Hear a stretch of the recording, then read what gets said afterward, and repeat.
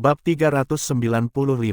Menangkap Jin Dalong. Lin Hai mengambil kembang api dari kereta kuda dan menyalakannya. Sebuah kembang api besar meledak di udara, sangat mempesona.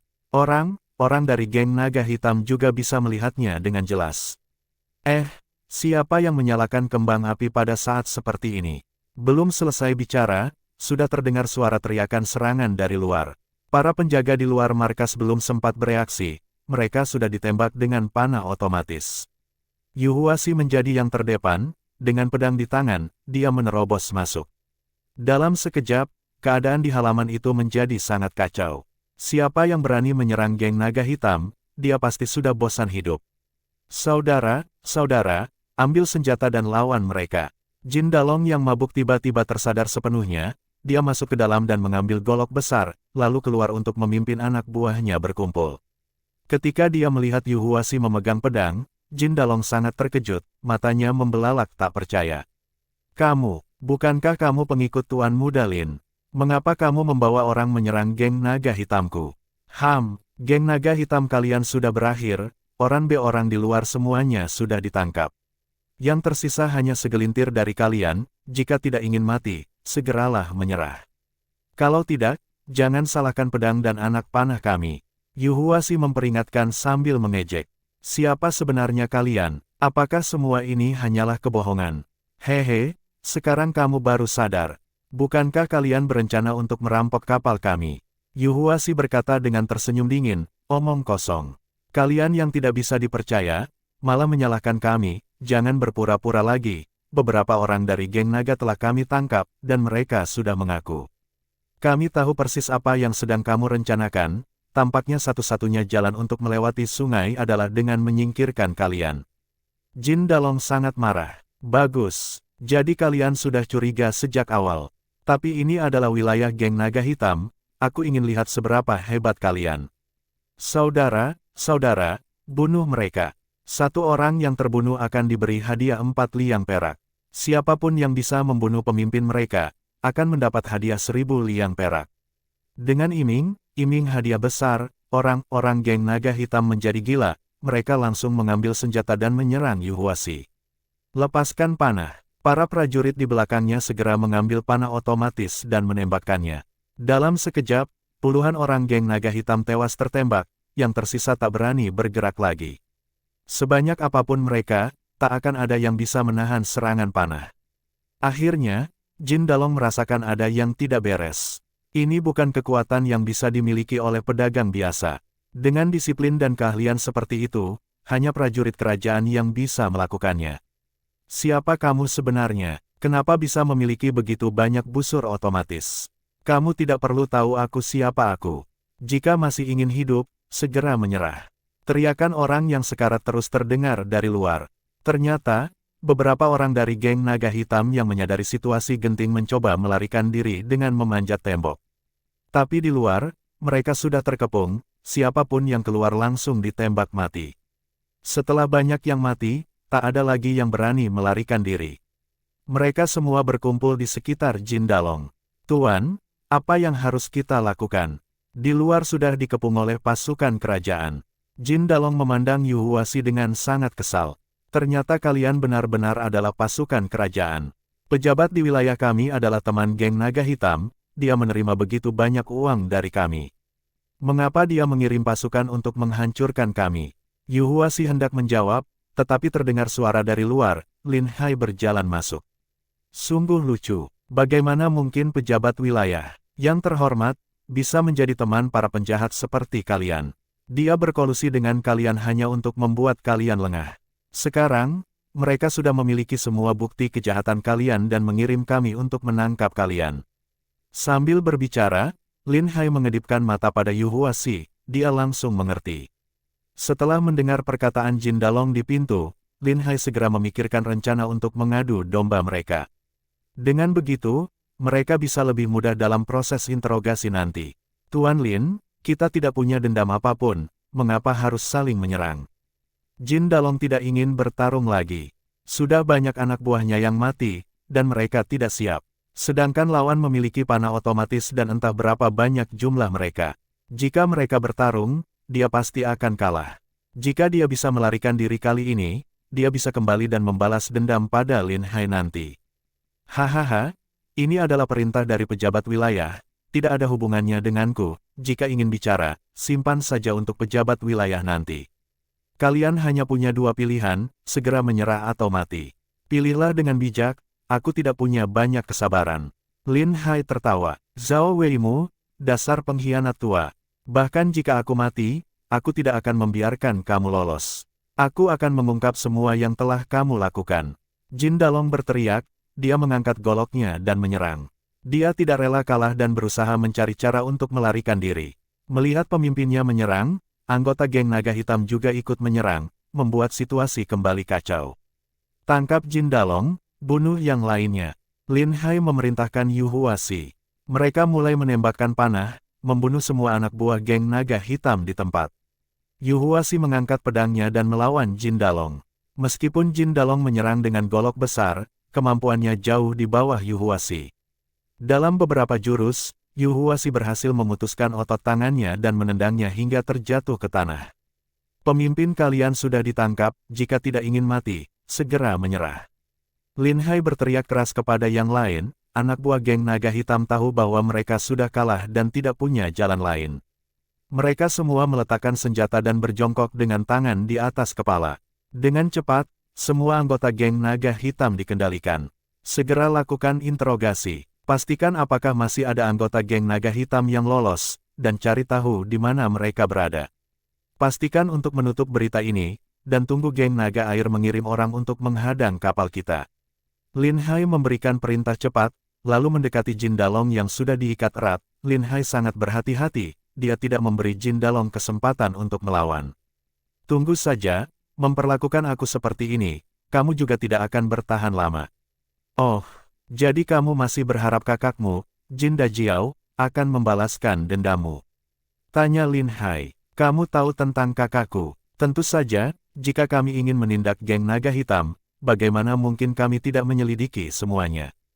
Pejabat wilayah sudah tahu bahwa kalian bersaudara dan bahwa beberapa geng lain juga terlibat, jangan meremehkan kekuatan pejabat wilayah. Mata Jin Dalong dipenuhi dengan aura kebencian. Bajingan itu sudah menerima begitu banyak uang dari kami, tapi masih berani melakukan hal ini. Apa dia tidak takut dihukum oleh langit? Kata Jin Dalong, bagaimana kalau aku memberimu kesempatan untuk balas dendam? Ceritakan padaku semua yang dilakukan oleh pejabat wilayah, mungkin aku bisa membantumu menyingkirkannya, Lin Hai bertanya sambil berjongkok di depannya. Bab 396.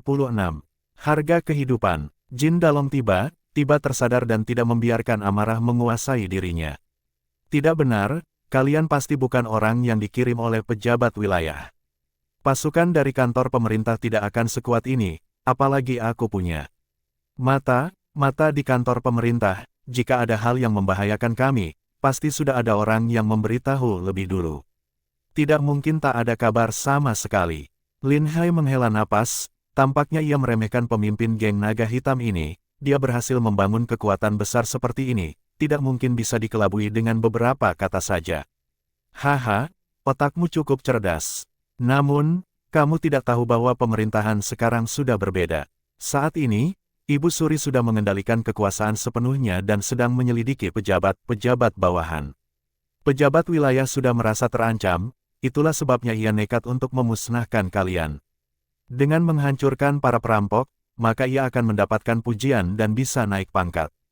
Selain itu, dengan menghabisi kalian, ia juga menutup mulut kalian agar tidak membocorkan bukti kejahatannya. Ini seperti melempar dua burung dengan satu batu. Namun, tadi kamu memintaku mengungkap bukti kejahatan pejabat wilayah. Apakah kamu punya dendam dengan dia? Siapapun ingin naik ke atas, jika aku bisa menjatuhkan prefek di sini, maka aku bisa mengambil alih posisinya. Jika aku menjadi prefek, mungkin aku bisa menyelamatkanmu. Bagaimana? Bukankah ini kesepakatan yang menguntungkan? Tidak peduli bagaimana Lin Hai mencoba meyakinkannya, Jin Dalong tetap tidak tertipu.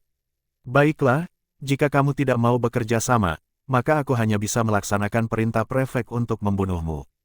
Bawa dia keluar dan selesaikan, perintah Lin Hai. Beberapa orang datang dan menyeret Jin Dalong keluar. Apa yang kalian lakukan? Jin Dalong mulai merasa ketakutan. Dia telah mengumpulkan banyak harta dan tidak ingin mati begitu saja. Kamu sudah tahu rahasiaku, tentu aku harus membungkammu. Apalagi, prefek juga tidak ingin kamu hidup. Ia memerintahkan untuk segera membunuhmu setelah kami menangkapmu. Meski prefek tertarik dengan kekayaan yang kamu miliki, namun sekarang sudah terlambat untuk bernegosiasi. Benarkah itu yang diperintahkan oleh prefek? Jin Dalong bertanya. Lin Hai mengangguk, tentu saja. Saat ini, prefek mungkin sudah mengalahkan geng Harimau Hitam juga. Setelah menyelesaikan dua geng ini, target berikutnya adalah geng Naga Air. Jangan bermimpi. Kakakku memimpin geng Naga Air, dan mereka jauh lebih kuat dari kami. Jika mereka merasa ada sesuatu yang tidak beres, mereka akan segera bersembunyi. Kamu tidak akan bisa menemukan mereka, tidak peduli seberapa banyak pasukan yang kamu miliki. Jika ada kesempatan, kakakku pasti akan membalas dendamku. Lin Hai menghela napas lagi, kenapa kamu begitu naif? Sampai sekarang, kamu masih tidak mau menerima kenyataan. Prefek telah menyiapkan mata-mata di geng Naga Air sejak lama. Jadi menemukan mereka bukanlah hal yang sulit. Mendengar itu, tubuh Jin Dalong langsung gemetar. Saat ini, dia tidak tahu apakah yang dikatakan Lin Hai benar atau tidak. Namun, dia tidak punya waktu untuk memikirkannya lagi. Yang terpenting sekarang adalah bertahan hidup. Geng Naga Hitam sudah hancur dan tidak mungkin bisa diselamatkan lagi. Jin Dalong hanya bisa pergi ke geng Naga Air dan meminta kakaknya untuk bersembunyi sementara. Selama masih ada orang yang selamat, mereka bisa membalas dendam suatu hari nanti. Aku bisa memberitahumu bukti kejahatan prefek dan membantumu untuk menjatuhkannya. Selain itu, aku punya banyak uang. Semuanya bisa menjadi milikmu. Aku hanya meminta satu syarat. Kamu ingin aku melepaskanmu? Tanya Lin Hai. Benar, asalkan kamu bebaskanku, aku akan memberikan semuanya yang kamu inginkan. Baik, aku hanya tertarik pada posisi prefek. Aku bisa melepaskanmu dan menggunakan mayat lain sebagai penggantimu. Tidak akan ada yang akan tahu. Lin Hai berpura-pura senang. Kalau begitu, bersumpahlah. Setelah aku memberitahumu, kamu harus melepaskanku. Baik, aku bersumpah kepada langit. Jika kamu memberiku semua uang yang kamu sembunyikan dan memberikan bukti kejahatan prefek, aku pasti akan membebaskanmu. Jika aku melanggar sumpah ini, biarlah petir menyambar diriku. Lin Hai mengangkat tangannya dengan serius. Jin Dalong merasa sedikit lega. Meskipun sumpah itu tidak sepenuhnya menjamin keselamatannya, setidaknya itu sudah memberi sedikit harapan.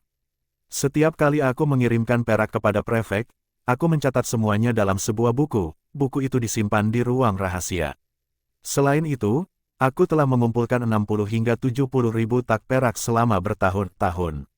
Semua itu akan kuberikan padamu, lebih dari cukup untuk membuatmu hidup dalam kemewahan selama 10 generasi, kata Jin Dalong dengan gigi terkatup. Ia merasa seperti hatinya berdarah. Semua usahanya selama bertahun-tahun telah sia-sia. Dan sekarang seseorang yang bahkan belum pernah ia temui langsung mendapatkan keuntungan besar. Begitu banyak uang, tidak heran prefek membiarkan kalian bertahan selama bertahun-tahun, aku yakin ia juga menerima cukup banyak perak darimu. Aku tidak menghitungnya, tapi ada sekitar 10.000 tael. 3 geng besar kami semuanya memberi hadiah kepada prefek, jadi totalnya pasti lebih dari 30.000 tak.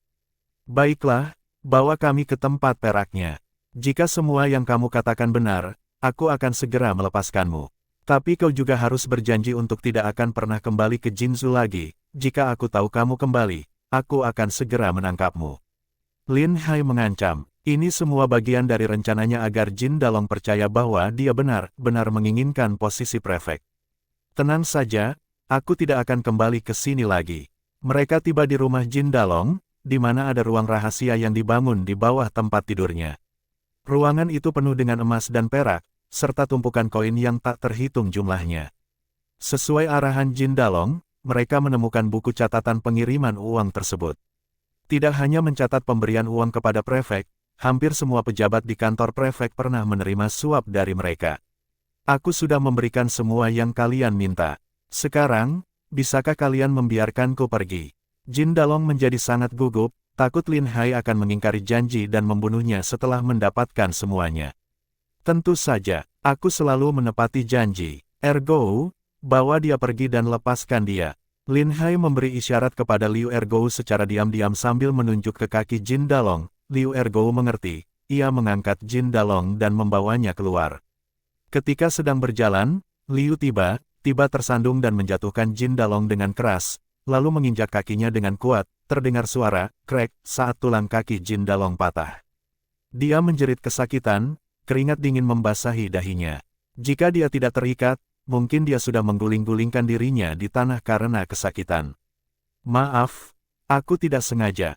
Hampir saja aku terjatuh, kata Liu Ergo sambil berpura-pura meminta maaf. Jin Dalong tahu ini disengaja, tapi untuk menyelamatkan hidupnya, ia hanya bisa menahan rasa sakit itu. Liu Ergo membantunya berdiri dan melanjutkan perjalanan keluar. Sesampainya di pintu, ia baru membuka ikatannya. Sekarang kamu bisa pergi, jangan kembali ke Jinzhou lagi. Setelah mengatakan itu, Liu Ergo tidak memperdulikannya lagi. Bab 397. Petunjuk, kaki Jin Dalong sudah patah, bagaimana mungkin dia bisa berjalan cepat? Meski rasa sakitnya luar biasa, ia tetap menahan diri, mengambil sebatang tongkat kayu, dan perlahan-lahan berjalan terlatih meninggalkan tempat itu. Dayong, kirim beberapa orang yang ahli dalam melacak untuk mengikutinya dari belakang. Aku ingin tahu kemana dia akan pergi, jangan sampai dia lolos dari pengawasan kita. Perintah Lin Hai dengan nada tegas, jangan khawatir, Tuan.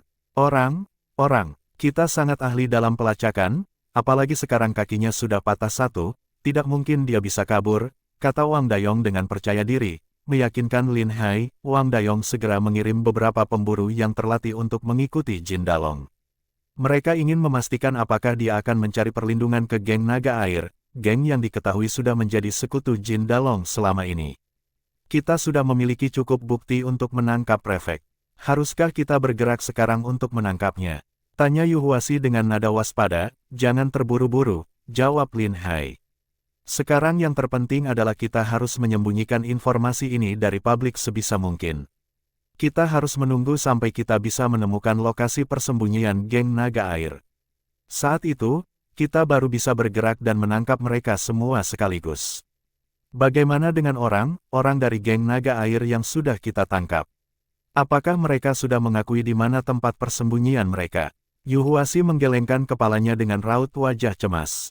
Kami sudah menggunakan berbagai cara, bahkan sudah memberikan hukuman berat kepada mereka, tapi mereka tetap tidak mau bicara. Orang-orang itu sangat keras kepala, Tuan. Mereka lebih memilih mati daripada membuka mulut. Lin Hai menghela napas, dia berpikir sejenak sebelum berbicara lagi. Jika itu tidak berhasil, coba gunakan metode bawang putih dan air cabai, siksa mereka lebih keras lagi. Jika mereka masih tetap diam, gunakan metode tetesan air. Aku tidak percaya mereka bisa menahan penyiksaan seperti itu. Yu Huasi terlihat kebingungan dan sedikit penasaran. Metode tetesan air, apa itu? Itu adalah metode penyiksaan yang sudah diketahui oleh Dayong dan orang-orangnya. Biar Dayong yang turun tangan dalam membantu penyelidikan, dia tahu bagaimana caranya, jawab Lin Hai dengan tegas. Siap, Tuan. Yu Huasi segera mematuhi perintahnya. Lin Hai terus merencanakan berbagai rencana cadangan. Mereka harus menemukan lokasi persembunyian geng naga air dengan segala cara, termasuk mengepung tempat tersebut begitu mereka menemukannya. Selain itu, Lin Hai juga memerintahkan untuk menyiapkan kapal di sepanjang sungai, berpura-pura mengangkut perak dalam jumlah besar. Jika mereka tidak bisa menemukan tempat persembunyian geng naga air, maka rencana mereka adalah memancing mereka keluar dengan iming-iming perak. Bagaimanapun, geng naga air pasti akan tergoda oleh kekayaan. Ergo, siapkan orang untuk menyamar sebagai anggota geng naga hitam. Pastikan mereka terlihat seperti penjaga di markas utama. Kita harus menjaga penampilan luar, agar tidak ada yang curiga. Jika ada orang yang mencoba menghubungi geng naga hitam, segera tangkap mereka. Kita tidak boleh membiarkan kabar tentang kehancuran geng naga hitam ini bocor keluar, perintah Lin Hai. Liu Ergo menjawab dengan penuh keyakinan, jangan khawatir, Tuan. Aku akan memastikan semuanya berjalan lancar. Lin Hai, bersama beberapa orang kepercayaannya kembali ke kapal untuk beristirahat. Mereka harus mempersiapkan diri dengan baik, mengingat kelompok geng naga hitam dan geng harimau hitam, dua geng besar yang telah mereka hancurkan, tidak ada satupun anggota yang berhasil melarikan diri. Berita tentang kehancuran geng-geng tersebut ditutupi dengan sangat ketat. Selain itu, geng naga air, yang biasanya tidak memiliki hubungan langsung dengan mereka, masih belum menyadari apa yang telah terjadi. Keesokan paginya, Lin Hai menerima laporan bahwa Jin Dalong tidak kembali ke markas geng naga air. Sebaliknya, dia hanya bersembunyi di sebuah rumah yang tampak kumuh. Dari luar, rumah itu terlihat seperti bangunan tua yang hampir runtuh, tetapi di dalamnya terdapat persediaan makanan dan air yang cukup. Jelas, tempat itu telah dipersiapkan sebelumnya sebagai tempat persembunyian. Lin Hai menghela napas panjang. Orang ini lebih cerdas daripada yang kita duga. Dia tahu kita akan mengirim orang untuk melacaknya, jadi dia sengaja tidak kembali ke geng naga air. Benar sekali, Yu Huasi menambahkan. Lagi pula, kita sudah mematahkan kakinya. Bagaimana mungkin dia bisa kembali? Lin Hai tertawa kecil, aku hanya khawatir kalau dia terlalu kuat, dan orang kita akan kehilangan jejaknya. Masalahnya sekarang, lanjut Lin Hai, geng naga air tidak tahu kapan kapal kita akan lewat. Bagaimana mereka akan menerima pesan jika kita tidak menemukan mereka? Benar, Yu Huasi setuju. Sampai sekarang, kita masih belum tahu di mana mereka bersembunyi. Tidak mungkin kita bisa mengirimkan pesan. Lagi pula, kita sudah menangkap beberapa anak buah mereka, dan tidak masuk akal untuk melepaskan mereka sekarang. Lin Hai berpikir sejenak. Aku punya ide, jika tidak berhasil, kita bisa membakar seluruh rawa alang itu. Para bandit itu pasti tidak tahan dengan api, dan mereka akan keluar semua. Saat itu, kita bisa menangkap mereka semua sekaligus. Yu Huasi terkejut, dia menatap Lin Hai dengan mata terbelalak. Apa maksudmu? Apakah kamu tahu seberapa luas rawa alang itu? Jika kita membakar semuanya, seluruh wilayah Jinzhou akan tertutup asap. Lagi pula, alang ini sangat berguna bagi rakyat setempat. Mereka menggunakannya sebagai bahan bakar di musim dingin, dan alang juga digunakan untuk membuat tikar. Ini adalah sumber daya yang sangat penting bagi mereka. Lin Hai tertawa, tiba-tiba dia mendapatkan solusi yang lebih baik. Kamu benar, membakar rawa ini mungkin bukan ide yang bagus. Tapi aku punya ide yang lebih baik. Apa itu? Tanya Yu Huasi dengan penasaran. Kita beli semua alang itu. Sekarang cuaca semakin dingin, dan para nelayan kesulitan menangkap ikan. Kita bisa membeli alang-alang dengan harga bagus dan mempekerjakan penduduk setempat untuk menebasnya. Jika alang itu sudah habis, aku ingin melihat di mana para bandit itu akan bersembunyi. Tapi apa gunanya membeli begitu banyak alang-alang? Apa yang akan kita lakukan dengan semua itu? Tanya Yu Huasi. Lin Hai tersenyum. Alang-alang bisa digunakan untuk membuat banyak hal. Kita bisa mendirikan industri di sini dan mempekerjakan penduduk untuk membuat kerajinan dari alang-alang. Selain itu, alang-alang juga bisa digunakan untuk membuat kertas. Pabrik kertas di ibu kota sudah kewalahan dengan permintaan yang masuk. Kita bisa mendirikan pabrik kertas di sini, di Jinzhou. Ini tidak hanya membantu rakyat mendapatkan pekerjaan, tapi juga menguntungkan kita. Itu ide yang brilian, Yu Huasi berseru, jika kita bisa membuat barang-barang dari alang-alang, kita bahkan bisa menjualnya ke Turkestan dan negara-negara lain. Lin Hai mengangguk dengan penuh keyakinan. Baiklah, mari kita lakukan itu. Segera kepung wilayah ini dan biarkan warga menebas alang, jangan lupa untuk memastikan keselamatan mereka. Kita punya cukup uang untuk membeli semua alang itu. Warga setempat segera bergegas menuju ke rawa alang-alang begitu mendengar kabar ini. Mereka mulai menebang alang dengan semangat tinggi, karena pekerjaan ini bisa menghasilkan lebih banyak uang daripada menangkap ikan. Pemandangan seluruh danau dipenuhi oleh warga yang sibuk bekerja, dan Lin Hai memerintahkan agar api dinyalakan setiap beberapa meter untuk memberikan penerangan di malam hari, agar pekerjaan dapat berlangsung tanpa henti. Geng naga air akhirnya menyadari ada yang tidak beres.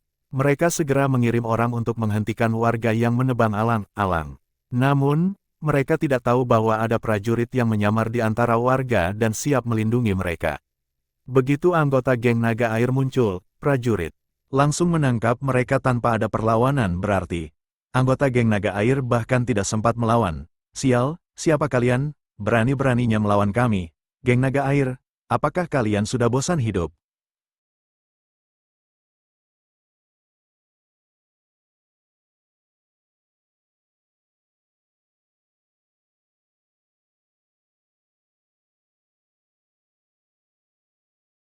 Bersambung